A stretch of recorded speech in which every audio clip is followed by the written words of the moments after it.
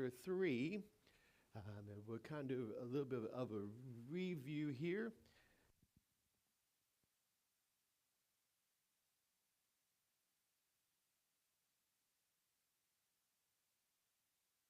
Testing 1, 2. Now it's on? Okay, cool. James, that's why I was so loud. I had them both on at the same time. I was like, boy, I can really hear myself. James chapter 3. Do you need some help with that? Well, bend down and let her use your knee, Jim. There you go. Thank you. Yep, no problem.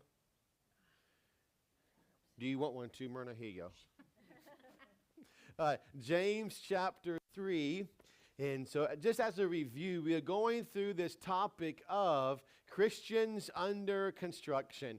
And so how we are, should be learning every now. Just because we are perpetual students, does that mean that we are learning? No. It means that we're being taught, but just because a student is taught doesn't mean a student is actually learning, right? How many of you have taught school before? Sunday school, sure. That sometimes you have kids like, I get that, and they're already on the next level. And some kids are like, I don't get that. I just don't understand. So you can teach and teach and teach. And sometimes we can teach, and then the kid is smart, but just doesn't apply or study. I have given kids, here is what will be on your test. And I read the test off to them.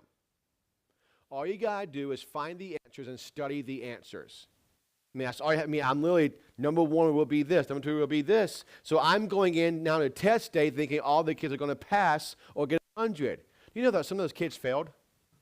Do you know why? They didn't do it. They're like, I got this.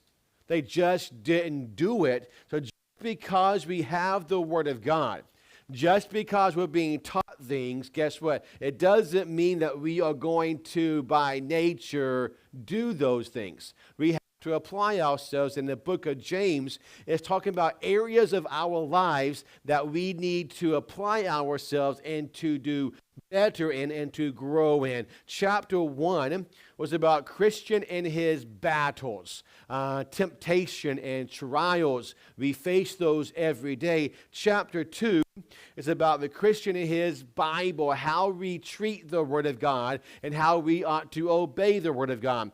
The end of chapter 2 was talking about the end of chapter 2 is about the Christian and his brethren, how we judge and show partiality, and we shouldn't. The end of chapter 2 is a Christian and his belief, faith versus works.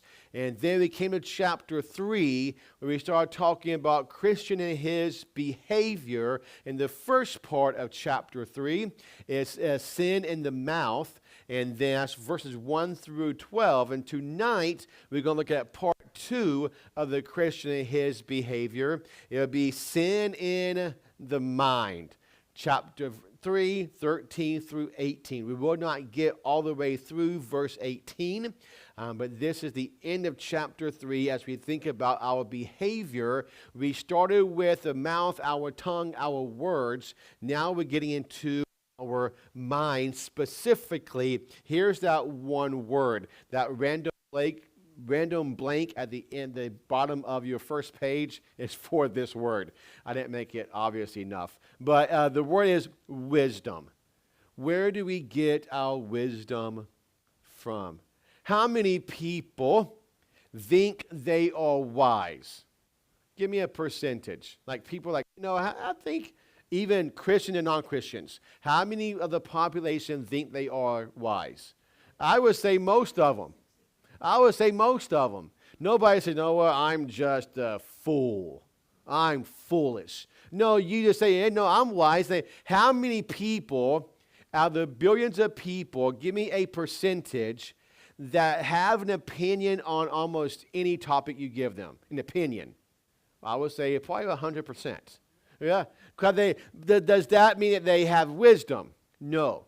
Does that mean we are all drawing wisdom from the same place? No.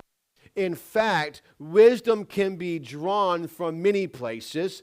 And then so we are going from our words to wisdom now. And the connection is this. The way we use our words is a reflection on the amount and the source of our wisdom. So how we use our words is a reflection on the amount of wisdom that we have and the source of wisdom which we get it from. I remember this guy in college. He was a huge history buff, specifically a certain era in history or a war. I forget what it was about. He was a sophomore, junior, or I forget what he was. And this freshman comes in thinking that he's smart, not knowing this guy was a guru in history. So this freshman is talking like he knows everything. And this other upperclassman is sitting back smiling. He says, "Why are you smiling?" Because he said, "Everything you said is false." "Well, how would you know?" And so he literally told him everything that he said wrong, backed it up with facts and dates and people. He's like, oh. Just because we live in a world where people think that just because they say it's true, and all of a sudden they're now smart. That's not wisdom. Proverbs chapter 1, verses 1 through 7 starts off the book about wisdom. The Proverbs of Solomon, the son of David, king of Israel. To know wisdom and instruction. So to know wisdom, to know instruction, to perceive the words of understanding, all the same way as talking about wisdom, to receive the instruction of wisdom, justice, and judgment, and equity, to give subtlety to the simple, to the young man knowledge and discretion. A wise man will hear and will increase learning. In order for us to increase learning, what must we first admit? That we don't know it.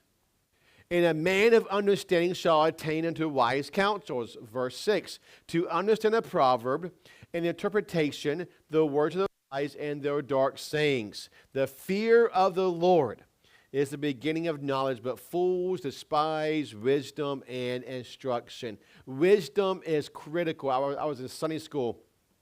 My freshman or sophomore year of high school. We was in Sunday school, and this Sunday school teacher liked to ask us questions like I do to y'all to set us up, but I didn't understand he was setting us up yet.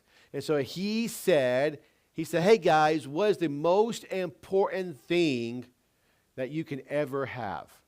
Me being the preacher's kid in the Bible background, thinking I was all smart in that, I raised my hand. He said, what? I said, salvation. He said, no. I said, excuse me? That is the biggest decision that you can ever have. He said, you need something before you need salvation. And I'm like, what are you talking about? Oh, yeah, okay, you have to be alive first. No. He said, you got to have wisdom. He said the beginning of everything is wisdom. Why don't people get saved? For lack of better words, the fools. We were all there once. We thought we knew better than what God has said.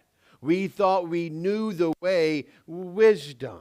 So let's take a look for the next few weeks at James' 3 thoughts on wisdom. We'll get to the first one today. But his 3 thoughts on wisdom, starting with verse 13 and 14.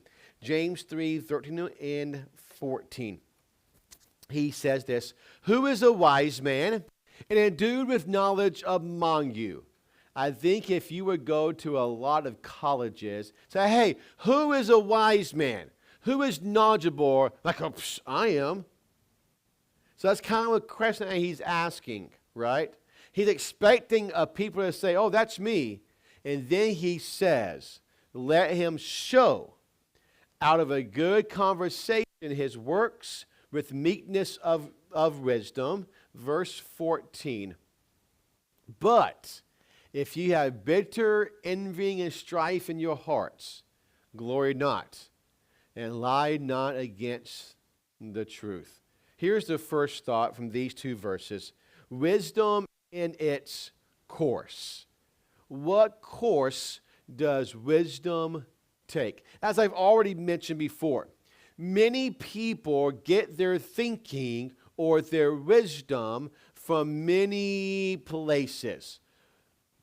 Unfortunately, most of them are the wrong place. For instance, when I was in school, people would write, we would write papers and essays, those kind of things. And we had to use either encyclopedia, magazines, newspapers, those types of things.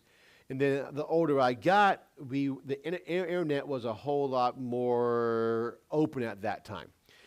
And so there's this thing on the internet called Wikipedia.